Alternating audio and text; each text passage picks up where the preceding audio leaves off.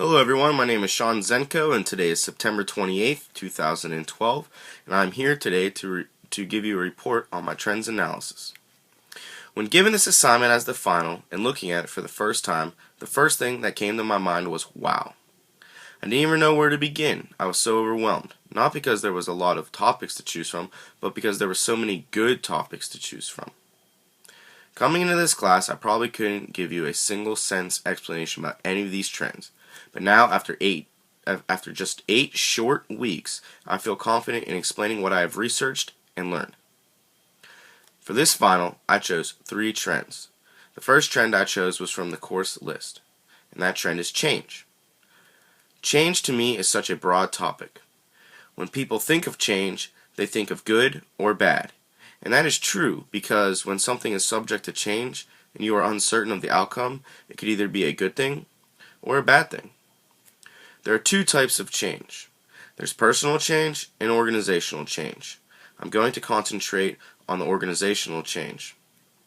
When trying to implement change, you need to have a plan. There has to be a sense of urgency for the reason of change. You need to have the people who are involved with the change support. You need to make sure there is leadership and it's being implemented correctly. And finally, you need to see the results, whether they worked or not. Change affects education on a daily basis. Administrators are always trying to do what's best for the students, staff, district, so things are always being changed. Like I said before, this could be a good thing or a bad thing. It needs to be done correctly. You need to have the ones who are affected by the change on board, because if they aren't, that just won't be good for anyone. At PA Cyber, if people disagree with something that is being changed, they might start to slack off, they might be terminated, or they might even leave. When planning this, we need to think of all possible ways to try and make everyone satisfied. There are always opportunities with change. If there is even a thought of change happening at PA Cyber, it's usually for the better. With change comes newer and better things. Or in our case, with change comes new and more students. We at PA Cyber are trying to change the face of education. So change is good. We always need to be a step above the rest.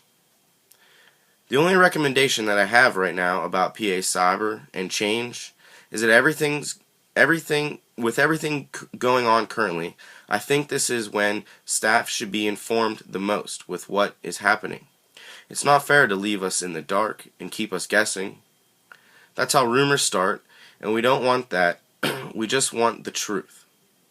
We need to go back to what most kids are taught in grade school. You help me, and I'll help you. My next trend is preparing and evaluating teachers. Teacher evaluations is one of the most daunting challenges facing state and local educators. Should teachers be evaluated on student achievement results? And how do we prepare teachers for what the future holds? Means it's so uncertain it's hard to plan. I don't think of this as much of a trend as much as I think of it as something we just have to deal with. Teachers are always going to be evaluated, and they're going to have to prepare for when that time comes. When? Nobody knows. You just must always be prepared. But the problem here is what exactly is the correct way to prepare a teacher.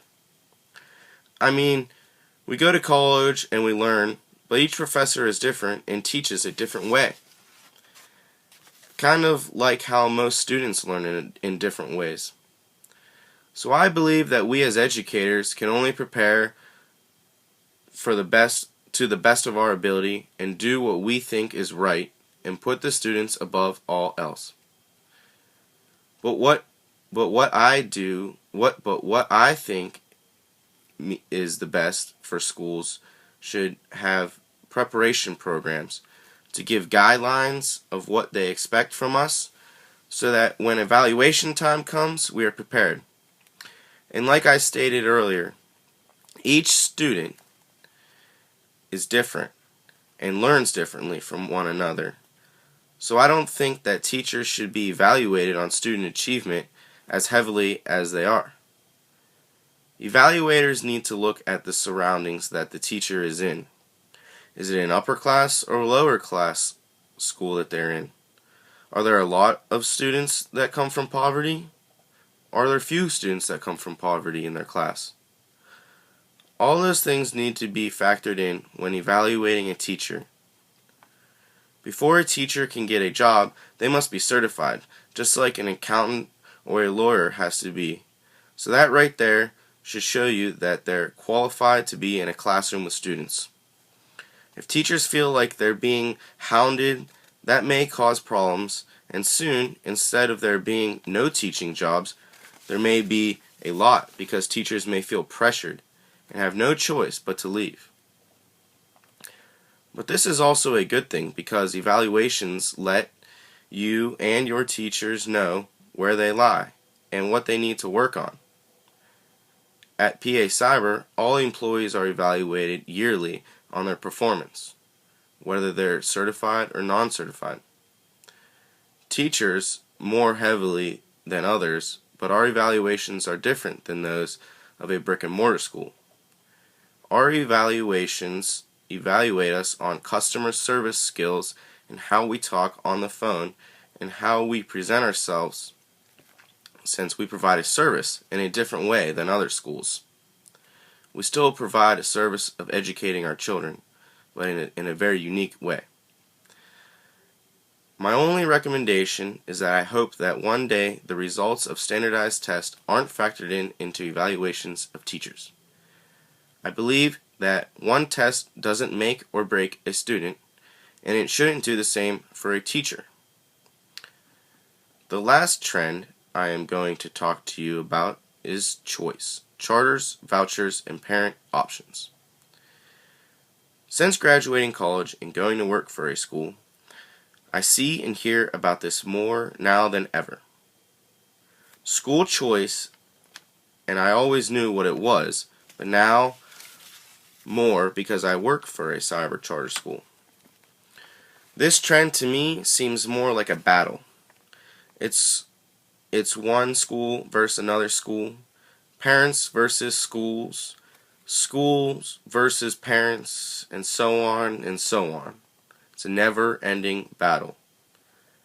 In today's world, there are just way more options for students to receive an education than there were back in the day. Before, there were pretty much just public schools and private schools.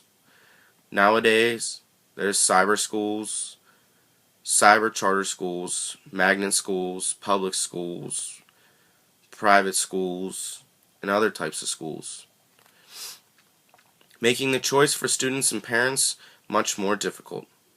Before, it was easy. You go to school in the school district which you live in. Now, you don't have to. If you want to go to a charter school, and it doesn't matter how far away you live, you can choose to do so. At PA Cyber, we are a cyber charter school offering an online education, but we also have brick and mortar schools as well for programs like Bricks and Clicks, as well as programs for one-on-one tutoring. We also offer building blocks, and we also have satellite offices to help implement those tutoring programs, and on-site techs for computer program problems. The whole school choice debate is really becoming a battle with the different types of schools out there. One school is always hating on another, or one school is always blaming the other for that school failing. This can be threatening to certain schools, but not education. Education is a must, and it's always going to be there. It has to be, We as citizens need to be educated, especially today's youth. We need to prepare them for the future. Some schools will lose students, and when they lose students, they lose money, whereas when those schools lose students, other schools gain students and money. So I think of it as a win-win and a lose-lose situation. Look at PA Cyber. Last year we hit 11,000 students. This year we're probably still at 11,000. We hit a plateau. That's still good, but you see, people are starting to realize that maybe cyber school isn't for them. That's why I think having the option or choice to go where they want is great. Some schools, like charter schools, offer more opportunities than public schools, and kids are interested in the opportunities. When I was in the 8th grade, my school district started cutting classes like shop and computers. Kids love classes like that, and quite frankly need classes like computers to help prepare them for the future. We live in the technological era, so technology is a must. My thought is that with school choice comes opportunity. A strategy I have for all schools is to compete. To compete against one another, to strive and be the best. To offer the best education and the best opportunities for students. We are here for the students, so we must always have in our minds what is best for the students. This concludes my vodcast on my 3 trends. I hope it was beneficial. I know I learned a lot, not only by this assignment, but throughout the whole course. Thank you.